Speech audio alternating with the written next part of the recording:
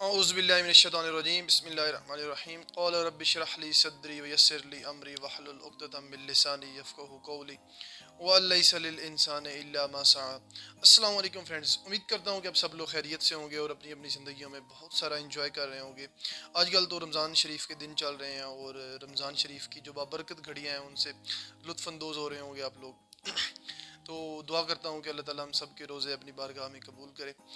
तो बेसिकली हम लोग कर रहे थे केमिकल इक्विलिब्रियम कर रहे थे। केमिकल इक्विलिब्रियम के अंदर हमने दो टाइप्स की थी, डायनेमिक इक्विलिब्रियम और स्टैटिक इक्विलिब्रियम।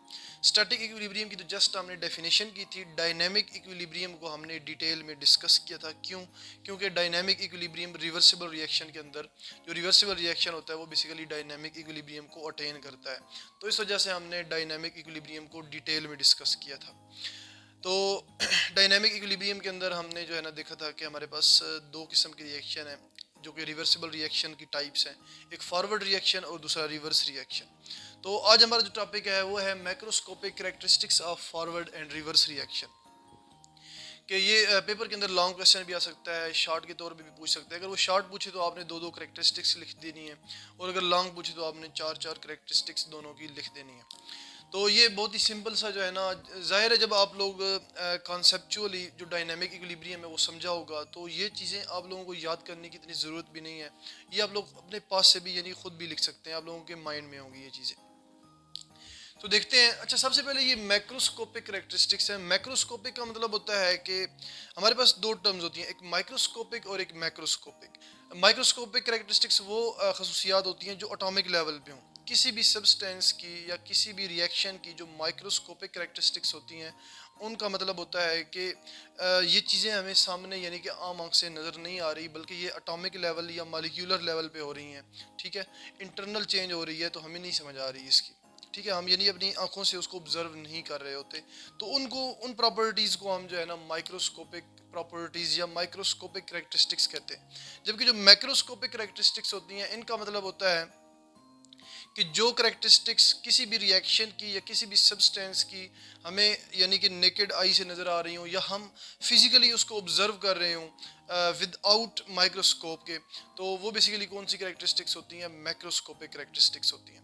तो ये जो मैक्रोस्कोपिक करेक्टरिस्टिक्स हैं फॉरवर्ड और रिवर्स रिएक्शन की, ये जब हम रिएक्शन करवाते हैं रिवर्सिबल रिएक्शन तो हमारे सामने जो है ना ये हम ऑब्जर्व कर रहे होते हैं इन चीज़ों को, ये हमारे सामने होती हैं। तो देखते हैं सबसे पहली जो है ना करेक्टरिस्टिक्स है फॉरवर्ड रिएक्शन की। It is a reaction in which reactants reacts to form products. Forward reaction simple, जब रिएक्टेंट आपस में रिएक्ट करते हैं क्या बनाते हैं? प्रोडक्ट बनाते हैं। तो ये कौन सा रिएक्शन हुआ? रिएक्टेंट मिल के क्या बनाते हैं? प्रोडक्ट बनाते हैं। और जो रिवर्स रिएक्शन है उसमें क्या होता है? It's a reaction in which products reacts to produce reactant.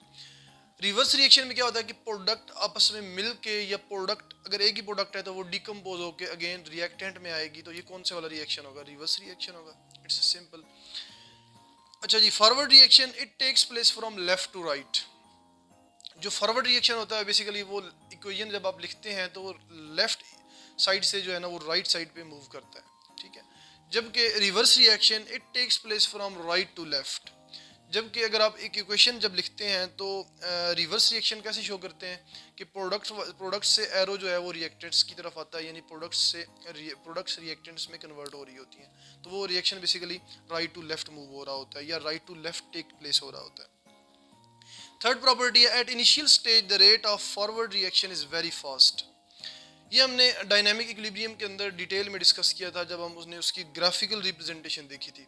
Basically जैसे ही आप रिएक्टेंट्स को मिलाएंगे शुरू में तो क्या होगा कि जो फॉरवर्ड रिएक्शन होगा वो स्पीड अप होगा, जो कि टाइम के साथ साथ आहिस्ता आहिस्ता क्या होता जाएगा? डाउन होता जाएगा। इसकी आप सेकंड प्रॉपर्टी देखें, इट स्लोज डाउन ग्रेजुअली, जो कि आहिस्ता आहिस्ता क्या होता जाएगा? यानी कि स्लो होता जाएगा। जबकि रिवर्स रिएक्शन में eight initial stage the rate of reverse reaction is negligible.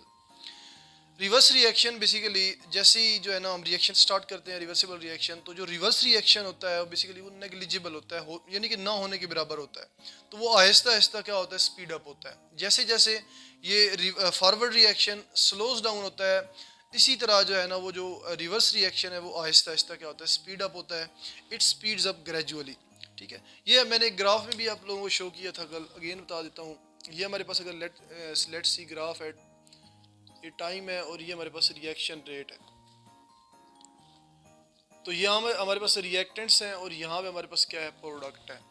तो रिएक्टेंट बेसिकली क्या बनाते हैं, यानी रिएक्टेंट आपस में रिएक्ट करके क्या बनाएंगे, प्रोडक्ट्स बनाते हैं। तो जाहिर है ये रिएक्शन स्टार्टिंग में क्या होगा, यानी कि हाईएस्ट स्पीड होगी इसकी जैसे ही आप रिएक्टेंट को मिलाएंगे, जो कि आहिस्ता आहिस्ता स्लो डाउन होता जाएगा। देखिए आप रेट स्लो डाउन हो रहा है, तो यहाँ पे आके इसका रेट जो है ना यानी कि यहाँ तक आएगा, जबकि दूसरी साइड पे प्रोडक्ट्स जो है ना वो क्या करेंगी, डिकम्पोज होगी या कंबाइन होकर अगेन रिएक्टेंट्स में कन्वर्ट होंगी, जो कि रिवर्स रिएक्शन होगा। तो reverse reaction Aahista Aahista speed up होगा, ठीक है। ये देखें इसका रेट आहिस्ता आहिस्ता इंक्रीज़ हो रहा है, तो यहाँ पे जो है ना इसका रेट इंक्रीज़ हो जाएगा। उम्मीद करता हूँ इस चीज़ की समझ आ चुकी होगी, ये ऑलरेडी हम डिटेल में डिस्कस कर चुके हैं। तो ये कुछ करैक्टरिस्टिक्स थी फॉरवर्ड और रिवर्स रिएक्शन की, जो कि बहुत ही सिंपल है, तो आप लोग इनको रेडी कर लीजिएगा। इसी के साथ मैं अपना लेक्चर एंड करता हूँ। आज वाला लेक्चर शॉर्ट सा बनाया है ताकि आप लोग इंजॉय कर सकें। तो इसी के साथ मैं अपना लेक्चर एंड करता हूँ। इंशाल्लाह मिलते हैं नेक्स्ट लेक्चर में, तभी तक के लिए अल्लाह हाफिज़।